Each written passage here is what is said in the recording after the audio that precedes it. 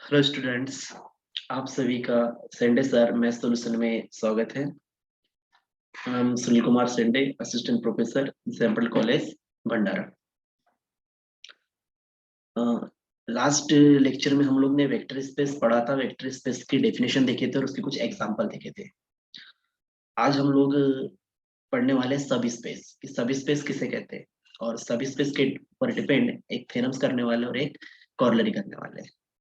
तो डेफिनेशन को समझने के लिए और थ्योरम और कॉरलरी अच्छे से क्लियर होने के लिए वीडियो को पूरा लास्ट तक देखिए ताकि आपको पूरा कॉन्सेप्ट समझ में आए।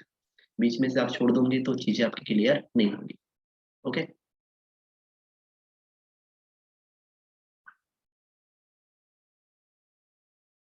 सब स्पेस तो किसे सब स्पेस कहते हैं देखते हैं उसकी डेफिनेशन। तो let S be a non empty subset of a vector space V over the field F, then S is said to be subspace of V if S is a vector space under the same operation of addition and scalar multiplication as in V. फिर से देखिए कि let S be a non-empty subset of vector space V over the field F, then S is said to be subspace of V if S is a vector space under the same operation of addition and scalar multiplication as in V. तो बहुत ही simple सी definition है। आप लोग ने group में भी सब group की डेफिनेशन पढ़ा था। तो सब ग्रुप की definition, suppose G is a group, है ना, और सब ग्रुप के लिए एस ले लो। तो एस क्या होना चाहिए? सबसे पहले क्लियरली नॉन एम्प्टी सबसेट होना चाहिए ग्रुप जी का। और एस जो है अंडर द सेम ऑपरेशन, अगर जी आपका एडिशन के ऊपर डिफाइन है ग्रुप, तो एस भी उसी ऑपरेशन के साथ में क्या करना चाहिए? वो चारों प्रॉपर्टीज को सेटिस्फाई करना चाहिए, क्लोजर, एसोसिएटिव, आइडेंटिटी और इनवर्स। तब जाके वो एस क्या होता था? सब ग्रुप होता था। तो सेम कॉन्सेप्ट, सेम चीज यहाँ पर वही है। फिर हम लोग ने सब रिंग देखे थे, सब रिंग में भी वही है, सब फील्ड में भी वही है। तो यहाँ वेक्टर स्पेस में भी वही है कि अगर से एस आपका नॉन एम्प्टी सेट है, एस क्या है आपका? Non empty set. Non empty set मतलब एटलीस्ट वन एलिमेंट तो भी सेट में होना चाहिए। और this is subset of vector space P. तो ये जो एस सेट है इसने भी under the same operation, same operation मतलब कौन सा? एडिशन एंड मल्टीप्लीकेशन, जिसको एडिशन को वेक्टर एडिशन बोलते हैं और मल्टीप्लीकेशन को स्केलर मल्टीप्लीकेशन। ये मैंने वेक्टर स्पेस की डेफिनेशन में बताया था। ठीक है, अगर से आपने वेक्टर स्पेस की डेफिनेशन नहीं देखे है तो आप डिस्क्रिप्शन में जाके वेक्टर स्पेस पे जो वीडियो उस पर जाके वेक्टर स्पेस की डेफिनेशन पढ़ सकते हैं और समझ सकते हैं। तो एस जो सेट है under the same operation, that is addition and scalar multiplication, क्योंकि वेक्टर स्पेस आपका एडिशन और मल्टीप्लिकेशन पे डिफाइन होता है। तो इसी ऑपरेशन पे ये जो एस सेट है वो क्या करना चाहिए? पूरी जो वेक्टर स्पेस की प्रॉपर्टीज है, टोटल 10 प्रॉपर्टीज को क्या करना चाहिए? सेटिस्फाई करना चाहिए। मींस एस क्या होना चाहिए आपका? Under the addition abelian group होना चाहिए, अबेलियन ग्रुप। और साथ में जो रिमेनिंग प्रॉपर्टी है स्केलर मल्टीप्लिकेशन की 6 to 10, वो सभी प्रॉपर्टीज क्या करना चाहिए? सेटिस्फाई करना चाहिए। तो तब उस केस में हम एस को क्या बोलेंगे? एस को बोलेंगे हम सब स्पेसेस। और वो सेट वी का नौ सबसेट है, तो सब स्पेसेस ऑफ वेक्टर स्पेस। ठीक है, तो बहुत ही सिंपल सी डेफिनेशन है। बस जो वेक्टर स्पेस की जो प्रॉपर्टी, वही प्रॉपर्टी उसने क्या करना चाहिए? सेटिस्फाई करना चाहिए विद द सेम ऑपरेशन। बस इतना ही है। तो इसका एग्जांपल देख लेते हैं।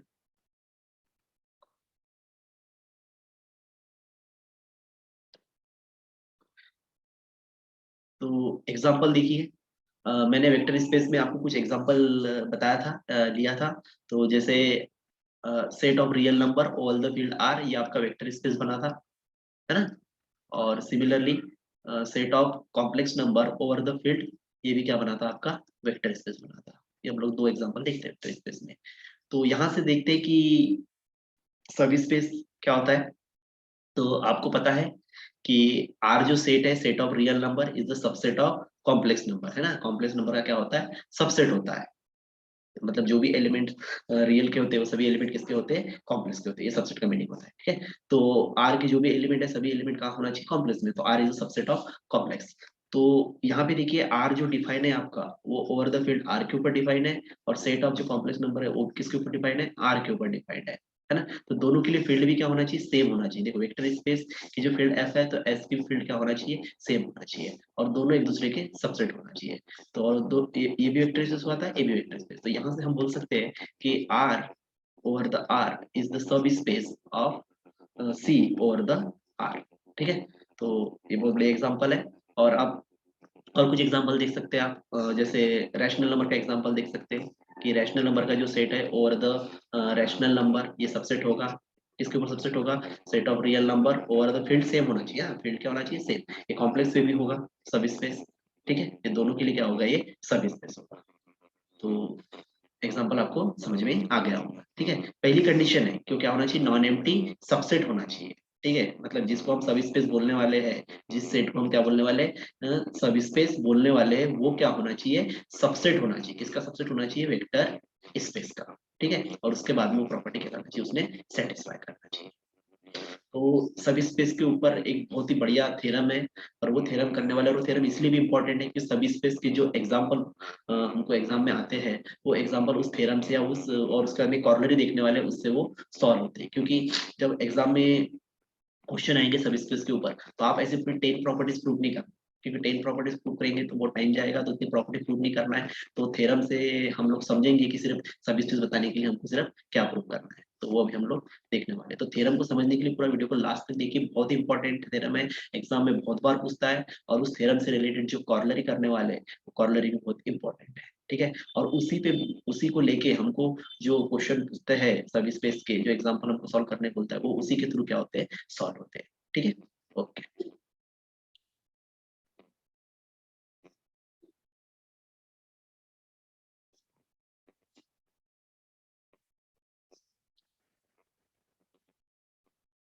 तो थ्योरम का स्टेटमेंट देखिए सबसे पहले कि थ्योरम क्या बोल रहा है। A non-empty subset S of a vector space V is a subspace of V over the field F, and if and only if and only if the following conditions are satisfied.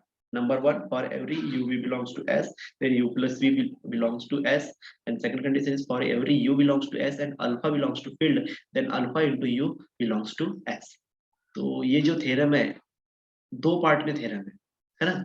First part में क्या दिया हुआ है कि आपका S is a vector space, S is a vector space, sorry, S non empty subset S of a vector space V is a sub space दिया हुआ है। ठीक है, ऑफ वेक्टर स्पेस V का, फर्स्ट पार्ट में। और आपको show करना है ये दो कंडीशन, और यहाँ पर इफ एंड ओनली बोला है, इसका मतलब सेकंड पार्ट भी आएगा। कॉन्वर्सली सेकंड पार्ट में हम ये दो कंडीशन क्या करेंगे? एज्यूम करेंगे। दो कंडीशन क्या करेंगे? एज्यूम, और शो करेंगे अपन कि S is a sub space of vector space V। ठीक है, तो पहले फर्स्ट पार्ट ले लेते हैं कि फर्स्ट पार्ट में मान के चलते हैं कि S is a sub space of vector space V, और शो करेंगे ये दोनों कंडीशन। ठीक है, तो स्टेटमेंट आपको क्लियर हो गया होगा। अब इसका प्रूफ देखते हैं। तो proof, suppose that S is a sub space of vector space V over the field F। ये जो लिखा हुआ है V ऑफ F, इसको मैं क्या पढ़ रहा हूँ? V is the vector space over the field F। ठीक है, तो बाय डेफिनेशन ऑफ सब स्पेस, अभी हमने थोड़ी देर पहले सब स्पेस की डेफिनेशन देखा कि डेफिनेशन क्या बोलती है कि ऐसा अगर से सब स्पेस है तो वो क्या होगा? इटसेल्फ वेक्टर स्पेस होगा। तो S is a vector space under the same operation as an V, मतलब V जिस ऑपरेशन पे डिफाइन है उसी ऑपरेशन पे S क्या बन जाएगा? आपका वेक्टर स्पेस। क्यों? क्योंकि S is a sub space. तो that is S satisfies all the properties of vector space. तो वेक्टर स्पेस की जो भी प्रॉपर्टीज है, 10 प्रॉपर्टीज, वो सभी प्रॉपर्टीज को क्या करेगा? S सेट सेटिस्फाई करेगा। तो then for every UV belongs to S implies that U plus V belongs to S, and for every U belongs to S and alpha belongs to field, तो implies that alpha into U belongs to S। मतलब यहाँ से क्या समझ में आ रहा है कि जो S is satisfy all the properties of vector space, मतलब आपके हाथ में पूरी 10 प्रॉपर्टीज है। तो जो नंबर वन प्रॉपर्टीज है क्लोजर प्रॉपर्टी, मतलब V is an abelian group, तो उसकी जो फर्स्ट प्रॉपर्टी क्लोजर प्रॉपर्टी, वो भी क्या होगी? सेटिस्फाई होगी, है ना। तो हमने यहाँ से लिख दिया for every U and V both elements belongs to S, तो implies that U plus V belongs to S, और हमको फर्स्ट कंडीशन यही शो करना था। तो डेफिनेशन से हमको डायरेक्ट मिल गई।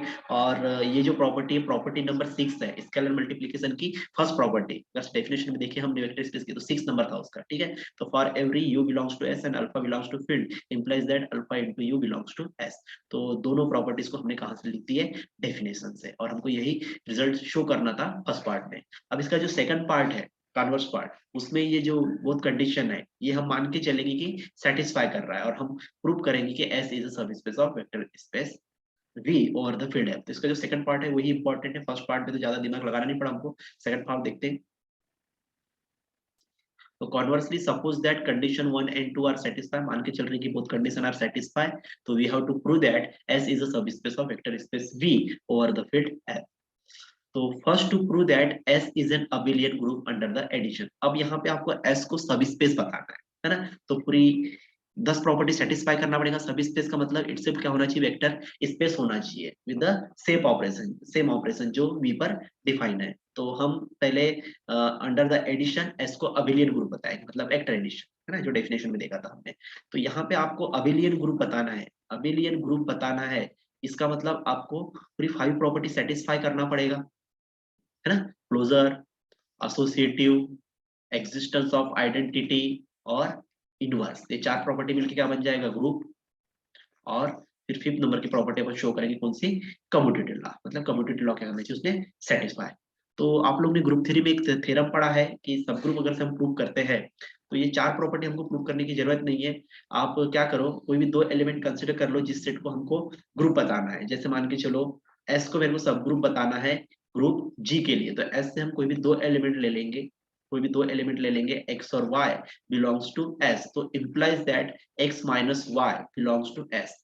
ये अगर से हम शो कर देते हैं x minus Y belongs to s, तो यहाँ से आपका जो s है वो क्या बन जाएगा, ग्रुप बन जाएगा। ग्रुप बन जाएगा मतलब सब ग्रुप बन जाएगा किसके लिए, g के लिए। तो ये थ्योरम है, तो इसी थ्योरम का हम यहाँ भी यूज करेंगे और ये बहुत अच्छा मेथड है सब ग्रुप प्रूव करने के लिए। चारों प्रॉपर्टी प्रूव करने की जरूरत नहीं, क्योंकि ये x माइनस वाई जो एलिमेंट है ये बता देता है आपको कि यहाँ पर क्लोजर, एसोसिएटिव, इनवर्स और आइडेंटिटी सब सेटिस्फाई हो गया है। देखो x एलिमेंट है और दूसरा यहाँ पे y है ना, y माइनस वाई है, तो y का इनवर्स अंडर द एडिशन क्या होगा, माइनस वाई होगा। ठीक है, इनवर्स प्रॉपर्टी सेटिस्फाई हुई, इसका मतलब आइडेंटिटी एग्जिस्ट हुई, क्योंकि इनवर्स प्रॉपर्टी जो होती है वो डिपेंड होती है किसके ऊपर, आइडेंटिटी के ऊपर। इनवर्स प्रॉपर्टी सेटिस्फाई हुई तो समझ जाना कि आइडेंटिटी प्रॉपर्टी सेटिस्फाई होगी। और x माइनस वाई ये जो एलिमेंट है वो s में चले गया, मतलब यहाँ पे क्या दिख रहा है आपको, क्लोजर दिख रहा है। क्लोजर प्रॉपर्टी सेटिस्फाई हुई, इसका मतलब एसोसिएटिव होगी। तो अंडर द एडिशन अगर से क्लोजर प्रॉपर्टी सेटिस्फाई होती है तो एसोसिएटिव सेटिस्फाई होती है। ठीक है, तो हम भी यहाँ पे कुछ ऐसा ही करने वाले हैं। एस सेट को हमको अबिलियन ग्रुप बताना है, तो हमको एस से 2 एलिमेंट लेंगे। ठीक है, अब 2 एलिमेंट लेंगे मतलब एस को वेक्टर स्पेस बताना है यहाँ पे ना, सब स्पेस। तो यहाँ से जो एलिमेंट लेंगे उसको हम वेक्टर बोलेंगे। ठीक है, ग्रुप में सिंपल हम एलिमेंट बोलते हैं। तो यहाँ पे जो वेक्टर्स 2 वेक्टर कंसिडर करेंगे और उन दोनों वेक्टर का सब्ट्रैक्शन वो कहाँ दिखा देंगे, वापस उस सेट में दिखा देंगे। ठीक है, तो देखो कैसे करते हैं। So let for every u v belongs to S and S is the subset of V implies that u v belongs to V। तो यहाँ पे मैंने क्या किया हो, S से 2 एलिमेंट लिया हो। ठीक है, S से हमने 2 एलिमेंट ले लिए U और V। ठीक है, और S जो है आपका नॉन एम्प्टी सबसेट है। ये क्वेश्चन में गिवन है हमारे पास कि S is a non empty subset of vector space V। ठीक है, तो S से हमने एलिमेंट ले लिए U और V, और S जो है वो सबसेट है किसका, वेक्टर स्पेस V का। ठीक है, तो UV जो एलिमेंट है वो कहाँ जाएंगे, वेक्टर स्पेस V भी जाएंगे क्योंकि उसका सबसेट का एलिमेंट है। तो implies that UV belongs to vector space V। तो implies that U plus V equals to V plus U। अब V जो है आपका वेक्टर स्पेस है, तो हमको अबिलियन ग्रुप बताना है। तो अबिलियन ग्रुप के लिए जो 5th प्रॉपर्टी थी कम्यूटेटिव लॉ, वो मैंने यहाँ पे पहले लिख दिया, U plus V equals to V plus U। V is a vector space, vector space है मतलब वो पूरी प्रॉपर्टी क्या करेगा, सेटिस्फाई। तो जो 5th नंबर की property U plus V equals to V plus U, that is a commutative law. तो एक प्रॉपर्टी हो गई हमारी। अब जो बची हुई जो 4 प्रॉपर्टी है ग्रुप की, वो हमको सेटिस्फाई करना है। ठीक है, तो नंबर 2 implies दैट, तो सेकंड, हाँ अब जो क्वेश्चन में गिवन कंडीशन दी हुई है उसका यूज करना है आपको, क्योंकि सेकंड पार्ट के लिए हमारे पास ये दोनों जो कंडीशन है वो गिवन है। तो सेकंड कंडीशन जो है उसमें हम अल्फा की वैल्यू -1 पुट कर रहे हैं, क्योंकि alpha is a scalar belongs to field. तो वो स्केलर कोई भी हो सकता है, एनी कांस्टेंट हो सकता है, एनी नंबर हो सकता है। तो अल्फा हम चूज कर रहे हैं -1। अल्फा क्या चूज कर रहे हैं, -1। तो अल्फा की जगह हम -1 पुट करेंगे तो क्या आएगा देखिए, तो alpha into U belongs to S, मतलब अल्फा इज रिप्लेस बाय -1, तो -1 इंटू, अब यहाँ पे मैंने v ले लिया क्योंकि v भी ले सकते हैं अपन एलिमेंट। ठीक है, क्योंकि v is also belongs to s, v is also belongs to s।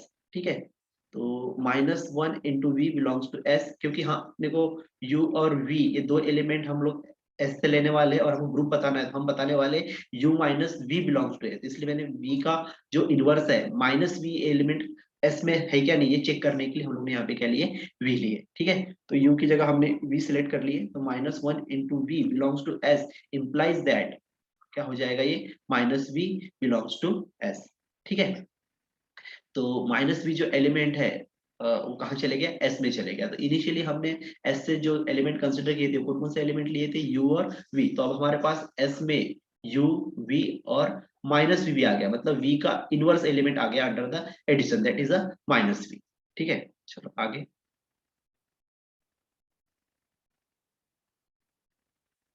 तो S U and minus V belongs to S, अब दो एलिमेंट ले रहे हैं हम एस से, एक यू एलिमेंट और दूसरा एलिमेंट ले रहे हैं माइनस वी। तो implies that U plus minus V belongs to S by one.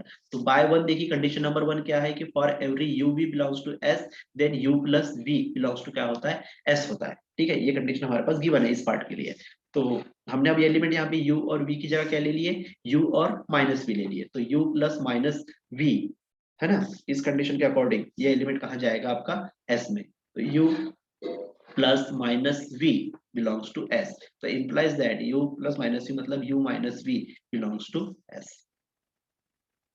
ठीक है, तो हमको ग्रुप बताना था, और ग्रुप के लिए हमने वही किया कि स्टार्ट की हमने कहाँ से, u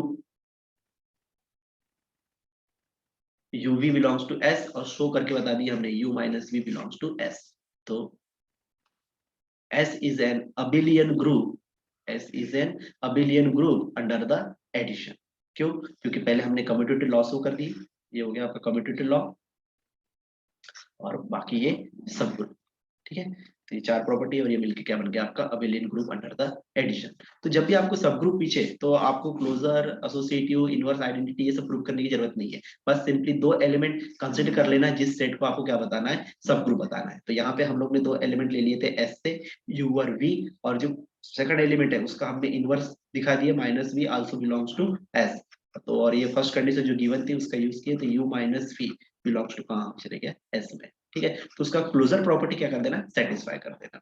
मतलब यहाँ पे आपको दो ही चीज करना है, एक इनवर्स प्रॉपर्टी सेटिस्फाई करना है और दूसरी क्लोजर प्रॉपर्टी। क्लोजर और इनवर्स ये दोनों प्रॉपर्टी सेटिस्फाई कर दिया आपने, तो इनवर्स हो गया मतलब आइडेंटिटी हो गई, और क्लोजर हो गया सेटिस्फाई मतलब एसोसिएट हो गया। तो वो क्या बन जाएगा आपका, ग्रुप बन जाएगा, सब ग्रुप बन जाएगा। ओके, और कम्यूटेटिव लॉ सेटिस्फाई हो गया, तो पूरी प्रॉपर्टी मिलकर क्या बन गया आपका अबेलियन ग्रुप। तो लेकिन हमको बताना है यहाँ पे सब स्पेस, सब स्पेस मतलब वेक्टर स्पेस बताना है वी के लिए। ठीक है, तो रिमेनिंग जो प्रॉपर्टी है वो और सेटिस्फाई करना पड़ेगा अंडर द स्केलर मल्टीप्लिकेशन। तो आगे देखिए,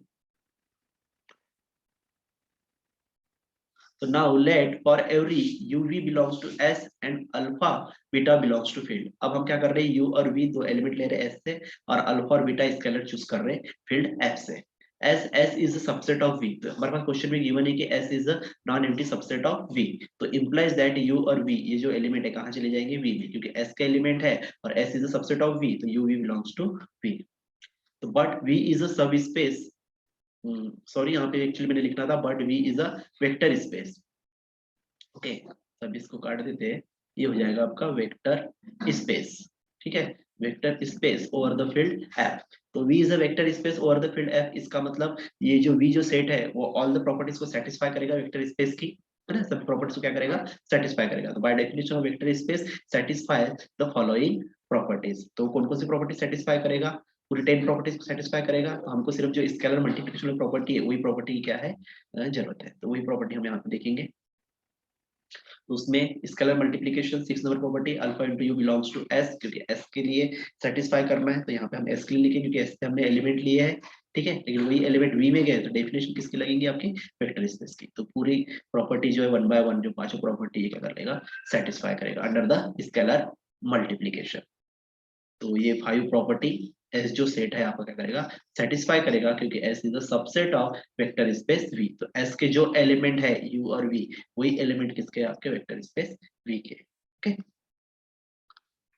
तो ऑल द प्रॉपर्टीज और scalar multiplication hold true for the elements in S. तो एस के जो एलिमेंट है हमने सभी प्रॉपर्टीज क्या कर लिए, सेटिस्फाई कर लिए जो स्केलर मल्टीप्लिकेशन के ऊपर डिफाइंड है। तो finally thus S is a subspace of vector space V over the field F। तो पहले हमने अबिलियन ग्रुप प्रूव किया था S को अंडर द एडिशन, और अभी उसके बाद में क्या प्रूव कर दिए हमने, स्केलर मल्टीप्लिकेशन पे बाकी प्रॉपर्टी। ठीक है, तो यहाँ से आपका जो है एस क्या हो गया, सब स्पेस किसके लिए, वेक्टर स्पेस वी के लिए। तो बहुत ही इंपॉर्टेंट थ्योरम है और बहुत ही मैंने इजी लैंग्वेज में यहाँ पे आपको लिखा के दिया हो, तो आप इसको अच्छे से एग्जाम में लिख सकते हैं। अब इसी थ्योरम के ऊपर डिपेंड एक कॉर्लरी है जो इम्पोर्टेंट है, वो कॉर्लरी हमको एग्जाम्पल सॉल्व करने में बहुत काम में आने वाली है। तो वो कॉर्लरी को हम समझते हैं कि कॉर्लरी है, कॉर्लरी जो होती है हमेशा थ्योरम पे डिपेंड होती है, मतलब थ्योरम का यूज करके कॉर्लरी को क्या किया जाता है, प्रूव किया जाता है।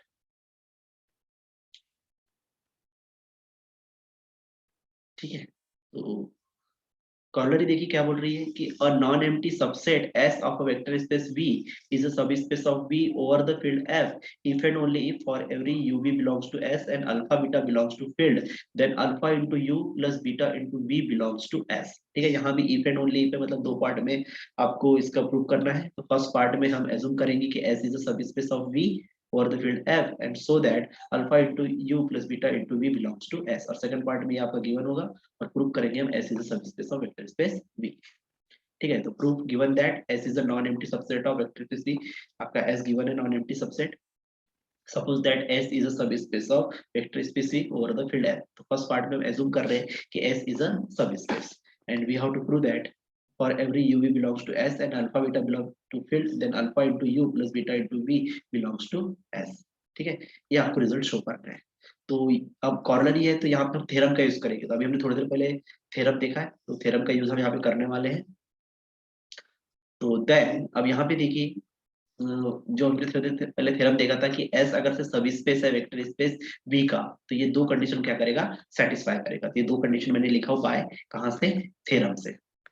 ठीक है, कौन कौन सी कंडीशन सेटिस्फाई करेगा कि for every UV belongs to S implies that U plus V belongs to S and for every UV U belongs to S and alpha belongs to field तो implies that alpha into U belongs to S. ठीक है, तो let for every U belongs to S and alpha belongs to field F तो beta into V belongs to S by 2। अब यहाँ पे देखिए जो आपकी सेकंड कंडीशन है उसका हम यूज कर रहे हैं।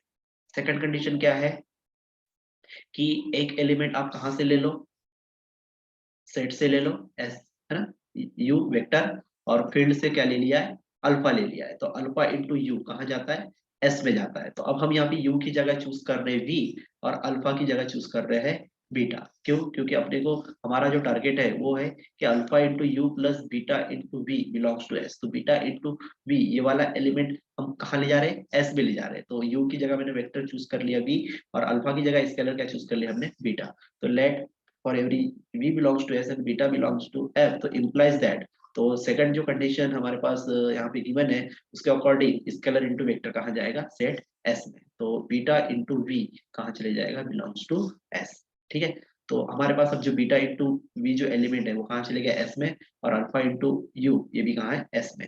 अब फर्स्ट कंडीशन का यूज करेंगे। फर्स्ट कंडीशन क्या बोलती है कि दो एलिमेंट अगर से आप लो सेट से u और v बिलोंग्स टू s तो implies that u plus V भी कहाँ होता है आपका, एस पे, है ना। u और v हमने s से लिए तो u प्लस वी भी कहाँ होता है, s में। तो अभी हमने यहाँ पर अल्फा इंटू यू कहाँ दिखा दी, s में, और बीटा इंटू यू वी कहाँ शो कर दी, s में। तो दोनों एलिमेंट s के हो गए, फिर दोनों का सम भी बाय 1 से कहाँ जाएगा, s में जाएगा। ठीक है, तो now alpha dot U comma beta dot v belongs to s, both element belongs to s, तो implies that alpha into u plus beta into v belongs to कहाँ चले गया, s में। और हमको फर्स्ट पार्ट में यही रिजल्ट शो करना था कि alpha into U plus beta into V belongs to S. ठीक है, अब सेकंड पार्ट में ये एज्यूम करेंगे alpha into U plus beta into V belongs to S और शो करेंगे कि S is a sub space. तो conversely suppose that uv belongs to s, alpha beta belongs to field, then alpha into u plus beta into v belongs to s, and we have to prove that s is a subspace of vector space v over the field s। अब यहाँ पर आपको सब space बताना है ना, S को क्या बताना है, सब स्पेस। सब स्पेस बताना मतलब वेक्टर स्पेस बताना है। तो यहाँ पे हम पूरी 10 प्रॉपर्टीज नहीं सेटिस्फाई करेंगे, हम यहाँ पे थ्योरम का यूज करेंगे। किसका यूज करेंगे, थ्योरम का। अभी थोड़ी देर पहले हमने थ्योरम देखा हुआ है कि थ्योरम क्या बोल रहा था कि एस अगर से सब स्पेस है तो ये दो कंडीशन को क्या करता है, सेटिस्फाई करता है। लेकिन उस थ्योरम में भी क्या था, इफ एंड ओनली था कि अगर से ये दो कंडीशन अगर से आप सेटिस्फाई कर दो तो एस क्या बन जाएगा, सब स्पेस। तो हम यहाँ पे भी क्या करने वाले कि एस को सब स्पेस बता रहे हैं, इसका मतलब ये दो कंडीशन क्या करेंगे, सेटिस्फाई करेंगे। अगर ये दो कंडीशन सेटिस्फाई कर देते तो एस क्या हो जाएगा आपका, सब स्पेस हो जाएगा। ठीक है, तो जो गिवन है हमारे पास इक्वेशन नंबर 3 देखिए, alpha into U plus beta into V belongs to S, second part के लिए। तो यहाँ पर हम लोग अल्फा की वैल्यू 1 ले रहे हैं और बीटा की वैल्यू 1 ले रहे हैं, क्योंकि दोनों क्या है, स्केलर है, और स्केलर आप कोई भी चूज कर सकते हैं, फील्ड से वो कोई भी हो सकता है। ठीक है, तो यहाँ पर अल्फा की जो वैल्यू है वो हम ले रहे हैं 1, और बीटा की भी वैल्यू क्या ले रहे हैं 1। तो दोनों वैल्यू को हम पुट कर देंगे इक्वेशन नंबर 3 में। तो क्या होगा देखिए, put alpha into U plus u plus 1 into u v belongs to s, तो implies that 1 into u that is a u और plus v belongs to s, क्योंकि ये तो वो दोनों एलिमेंट s के हैं। किसके एलिमेंट है, s के, है ना, u और v किसके एलिमेंट है, s के। और S is a subset of vector space V, दोनों एलिमेंट कहाँ जाएंगे, V में भी जाएंगे, तो V is a vector space. तो जो 10th नंबर की प्रॉपर्टीज है आपकी कि 1 into U belongs to U, तो यहाँ पे वही प्रॉपर्टी लगी 1 इंटू यू और 1 इंटू वी, ये दोनों की वैल्यू क्या होगी, U और V, तो बिलोंग्स टू S। ठीक है, तो again put beta equal to 0 implies that alpha into U plus 0 into V. अब हम इक्वेशन नंबर 3 में बीटा की जगह क्या पुट कर रहे हैं, 0 पुट कर रहे हैं, 0 स्केलर चूज कर रहे हैं, तो alpha into U plus 0 into V belongs to S, तो ये क्या हो जाएगा, alpha into U plus 0 into U, तो 0 इंटू वी दैट इज 0। ठीक है, ये रिजल्ट है कि 0 इंटू वी क्या होता है, 0 बिलोंग्स टू एस। तो finally alpha into U plus 0, और 0 is additive identity, this is zero vector. ठीक है, और आइडेंटिटी के साथ किसी भी एलिमेंट को ऐड करो तो वापस क्या आता है, वही एलिमेंट आता है। ठीक है, तो alpha into U belongs to S. तो यहाँ से आपकी दोनों प्रॉपर्टी क्या हो गई, सेटिस्फाई हो गई, मतलब दोनों जो कंडीशन है थ्योरम के लिए, थ्योरम में जो हमने देखा था, this is the first condition, u plus v belongs to s, और this is the second condition कि alpha into u belongs to s। तो both conditions are satisfied, both conditions are satisfied, तो s is a subspace of vector space। ठीक है, तो by theorem s is a subspace of vector space over the field f। ठीक है, तो बहुत ही important coronary है ये, हमको एग्जांपल सॉल्व करने में यूज होने वाली है।